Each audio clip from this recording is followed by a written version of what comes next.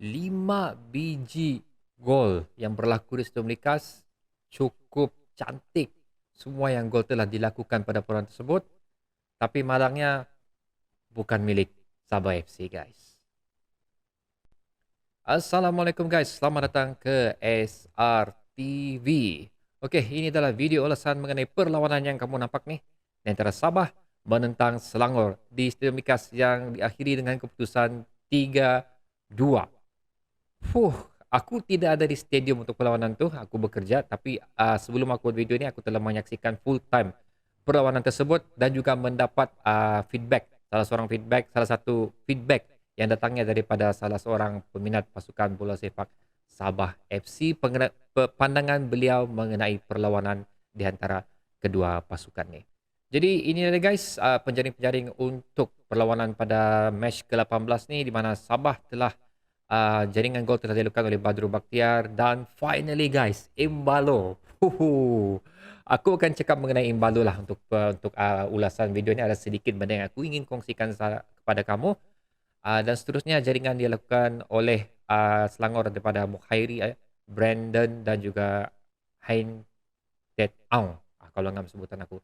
So perlawanan ni dia pada separuh masa pertama disudahi dengan keputusan 2-2 dan akhirnya pada minit ke-76 Selangor berjaya mendahului Sabah sehingga berjaya menamatkan perlawanan dengan mengekalkan 3 gol yang telah mereka lakukan untuk pasukan Sabah FC. Dalam perlawanan ni actually Selangor yang buat comeback sebenarnya. Lebih kurang begitulah. Ini adalah prediction yang telah dilakukan oleh salah seorang subscriber channel SRTV, seorang sahaja yang berjaya. Match ke-17 hari itu pun seorang sahaja yang berjaya. Initially ada 2 tapi aku lupa bagi masuk nama dia. So ini tahniah Brother Dahlan. So the only one person yang meneka Selangor akan menang menentang Sabah pada perlawanan ini. Sewaktu aku melihat prediction dia pun aku rasa ini adalah satu prediction yang cukup logik jugalah. Kalau kita tengok balik apa yang telah Sabah persembahkan dan juga lately ni persembahan Selangor yang telah Selangor lakukan pada beberapa perlawanan mereka, especially sewaktu menentang Johor. Selepas 18 perlawanan telah dilalui, Sabah walau macam mana pun walaupun 2 seri dan 1 kekalahan telah direkodkan pada 3 perlawanan terakhir, masih berada di tangga kedua dengan mengutip 36 mata. Sama jumlah perlawanan Negeri Sembilan 18 mata dan Negeri Sembilan telah berjaya merapatkan jurang sebanyak 1 poin di mana mereka telah mengutip sebanyak 35 mata. So untuk tangga pertama macam memang sudah kita tidak pandang lah. Itu seolah-olah memang confirm milik JDT, tapi sekarang ni yang menjadi rebutan, yang menjadi saingan hangat sekarang ni adalah tangga kedua dan ketiga. So betapa pentingnya Sabah untuk mengekalkan kedudukan mereka di tangga kedua adalah cukup cukup penting. Cukup memang serius. Memang aku personally aku believe juga para penyokong pasukan Sabah FC mau kita kekal berada di tangga kedua dan prestasi perlu diteruskan sebenarnya. So kalau kita ada salah seorang subscriber aku juga mengatakan macam sampai masa sudah untuk kita menempuh untuk perlawanan Negeri Sembilan, apa yang perlawanan Saki Baki Negeri Sembilan, kerana penting untuk kita mengetahui apa keputusan dan prestasi Negeri Sembilan pada beberapa penonton hari ini untuk kita melihat sejauh mana sengitnya perebutan tangga kedua ni, kerana pentingnya tangga kedua adalah untuk layaknya ke AFC. Daripada apa yang aku tengok perlawanan tu, aku tengok di sini ada tidak ada kita nampak kelibat beberapa pemain yang penting untuk pasukan Sabah FC, even di bahagian simpanan sekalipun, iaitu Sadir Ramdhani, um, Amri Yahya dan juga siapa lagi seorang tu? Gary Steven Robat. So ini adalah merupakan salah satu bilang orang impact dan juga kehilangan yang cukup nyata pada perlawanan menentang Selangor ini, di mana kalau kita tengok pada perlawanan tu bukannya Sabah tidak mampu pun untuk membuat sebarang serangan ataupun mengatur strategi serangan, membuat percubaan, mengekang gerakan lawan. Pasal mengekang gerakan lawan ni pun ada benda yang ingin sentuh juga. Kita berada dalam satu tempoh dan juga persembahan yang cukup bagus sebenarnya. So sebelum aku pergi mendalam untuk mengenai ulasan aku ingin shout out dulu. Ini salah seorang member aku jugalah. Dia pun memang die hard fan untuk pasukan Sabah FC. So shout out untuk Bobby Hendra kerana berkongsi pandangan beliau mengenai perlawanan yang telah berlaku pada menentang Selangor tu. So ada 4 poin yang dia bagi sini. So kebanyakannya adalah memang aku setuju dan kebanyakan memang poin yang cuba aku ingin huraikan kepada kamu. So aku rasa sesuai lah untuk aku kongsikan pendapat beliau. Okey, pendapat Bobby untuk yang pertama. Um, Awal ketinggalan 2-0. Again, ini adalah termasuk dalam aku punya video sebelum hari itu di mana Sabah perlu tidak bolos awal. Ini ada aku bincangkan pada video sebelum ni.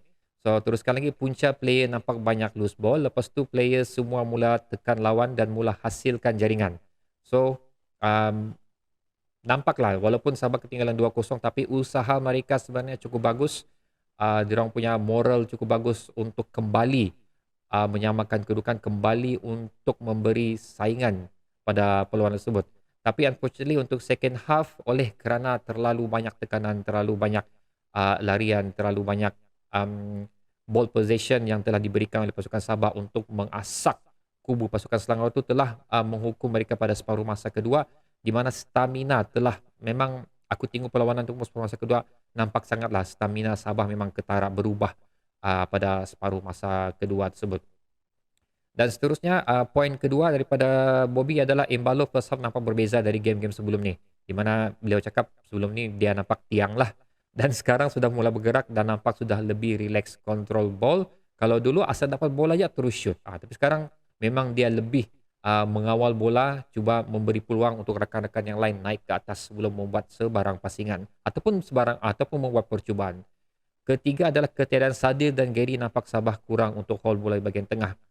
Game Wilkin tidak menjadi, tengah susah pegang bola. Kalau ada Gary rasa lebih baik. Kalau ada Sadil pun peluang nampak lebih baik kerana beliau mampu untuk masuk ke dalam kotak penalti. So macam tidak wujudlah sebarang pemain yang boleh melakukan apa yang Sadil lakukan pada perlawanan sebelum ni. Walaupun Taiki ada, tapi macam Taiki okey juga, tapi dia banyak terlepas bola pada perlawanan ni. Dan last daripada Bobby ialah last good game untuk Sabah, cuma fitness kurang dan pemain penting tiada. Bobby cakap perlawanan ni not bad. Perlawanan ni memang cukup bagus, memang menghiburkan. Aku setuju dengan Bobby daripada apa yang aku nampak 90 minit. Daripada replay ulangan perlawanan tu memang nampak perlawanan ni again lah pada aku cakap pada video sebelum ni, macam mana sekalipun keputusan Sabah FC telah lalui, sama ada kalah ataupun seri, tapi perlawanan tidak mengampakan perlawanan cukup bagus. Lebih kurang begitu. So rumusan apa yang dibagikan oleh Bobby itu kebanyakannya apa yang ingin aku katakan untuk video ulasan pada kali ini. So aku ingin sentuh atau menambah sedikit apa yang aku nampak untuk perlawanan ni lah. Satu adalah dari segi banyak aku ingin sentuh daripada segi defensif dan juga bahagian midfield sebenarnya. So untuk bahagian defensif, aku tengok di sini kebanyakan gol yang dijaringkan oleh Selangor adalah hasil daripada kurangnya man marking yang telah dilakukan oleh defender Sabah FC. So kepincangan di sini berlaku, aku kena cakap ni lah, walaupun aku memuji pemain ni pada video-video sebelum ni, tapi untuk perlawanan ni Altolinos lah, especially dia banyak aku tengok terlepas bola, tackle yang kurang menjadi, lepas tu ketiadaan atau lambat untuk turun ke bahagian defend pun menjadi punca juga untuk apa yang berlaku keputusan Sabah FC pada perlawanan ni. Dan aku tengok dia seringkali dan senang juga dibit oleh pemain-pemain pasukan Selangor, especially untuk bahagian midfield lah. Dan seterusnya adalah ball clearance yang dilakukan oleh pemain-pemain Sabah pun macam terlampau tidak ada arah. Just clear-clear macam tu saja.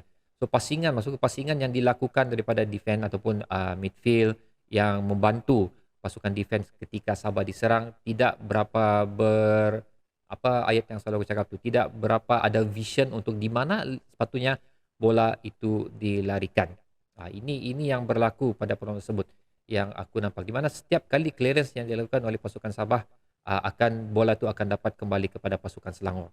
Dan seterusnya pasingan yang dilakukan oleh pasukan Sabah pun nampaknya tidak begitu konsisten, tidak bermutu lah kalau senang bercakap, pasal banyak peluang ruang yang telah dicipta oleh pemain-pemain yang lain. Walaupun ada kalanya bola yang dibawa oleh mana-mana pemain Sabah pada perlawanan itu tidak diberi tekanan oleh mana-mana pemain Selangor, tapi pasingan yang cuba dilakukan adalah kurang tepat. Begitu juga dengan larian-larian yang telah dilakukan oleh pemain-pemain Sabah yang mendapat pasingan tersebutlah. So ini tiga benda yang aku tengok yang agak aku kecewa sedikit di sinilah.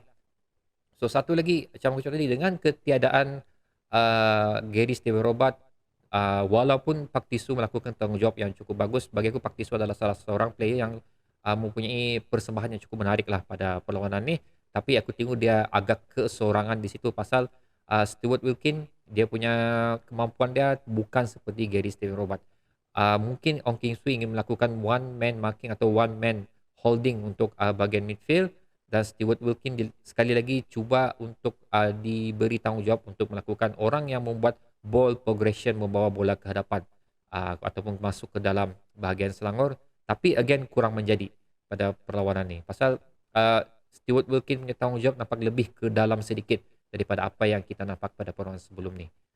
Di situ aku nampak sedikit kurangnya penglibatan Stuart Wilkin pada perlawanan. Walau macam mana pun ball progression yang dilakukan untuk Stuart Wilkin wujud juga, tapi tidak sebanyak macam mana yang pernah kita nampak pada perlawanan sebelum ni. So seterusnya lagi dengan aku dah pasti apa terjadi kepada Rawisan Batuil, mungkin dia tidak fit untuk perlawanan ni tapi dia dimasukkan untuk separuh masa kedua.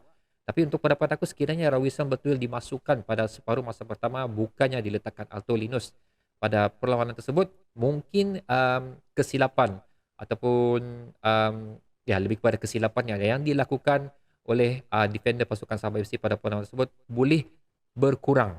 Boleh berkurang dan banyak pintasan bola yang dilakukan, banyak pintasan bola yang dilakukan, especially untuk di bahagian Alto Linus. Pasal aku tengok sini gerakan Selangor ni macam dia lebih kepada bahagian Alto Linus. So kita kena faham jugalah Alto Linus ni adalah salah seorang pemain veteran untuk pasukan Sabah. So kemampuan dia untuk diturunkan pada tiap perlawanan tu mungkin tidak begitu sesuai sebenarnya. Walau macam mana pun kita kena faham juga mana-mana pemain pun bukan semua dia boleh perform. So aku rasa ini adalah satu malam yang bukan untuk Alto Linus lah. Okay. Macam tadi, aku cakap Alto Linus untuk perlawanan ini tidak begitu bagus. Tapi aku faham kenapa. Pasal again, bukan semua pemain boleh perform 100% cemerlang untuk mana-mana perlawanan yang mereka turun. Dan seterusnya guys, individu yang ingin aku puji pada perlawanan ni, of course tadi aku sudah mention Pak Tisu. Tapi salah seorang lagi, okay? Aku tak sangka yang dia boleh macam ni. Dan aku yakin ini adalah persembahan sebenarnya. Individu tersebut adalah Jose Embalo guys. Oh, tepuk tangan lah. Okay? Agak kecewa bila dikeluarkan pada separuh masa kedua.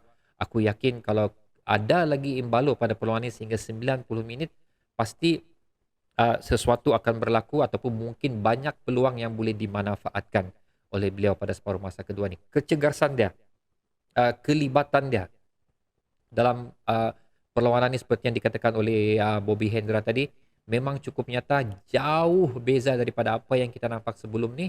Aku suka apa yang ditampilkan oleh Embalo. Bagi aku, ini adalah Embalo yang sebenar. Dan apa yang ditampilkan oleh Embalo ni sebenarnya Embalo boleh pergi jauh lagi. Banyak lagi Embalo boleh tunjukkan kepada kita. So aku rasa macam sebelum-sebelum ni Embalo masih menyesuaikan diri atau mungkin kecergasan dia tidak berada di tahap yang sepatutnya, tapi kita tidak ada choice untuk di bagian hadapan. Kalau bukan Amri, kita ada Embalo. Itu saja. So ini adalah kepincangan yang kita nampak ketara pada game-game sebelum ni dan terbukti ketara lagi pada game perlawanan menentang Selangor ni.